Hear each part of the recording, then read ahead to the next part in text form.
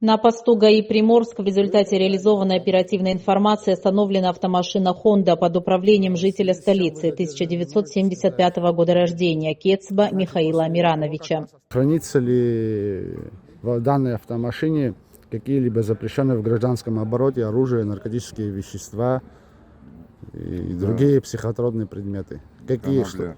Конопля? Да. А где она лежит, можете указать? В крышке багажника. Крышки багажника указывайте, пожалуйста. Открыта она.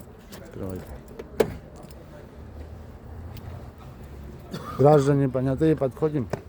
Это крышка бензобака получается. Крышка бензобака, то есть, да. В ходе обследования автотранспортного средства сотрудниками УР МВД совместно с уголовным розыском Гудаутского РОВД за крышкой бензобака обнаружено изъято наркотическое средство марихуана в крупном размере, что установлено экспертами ЭКЦ МВД Республики Абхазия. Гражданину Кецба вменяется преступление, предусмотренное частью 2 статьей 223 Уголовного кодекса. На время предварительного расследования подозреваемый ограничен подпиской о невыезде и надлежащем поведении.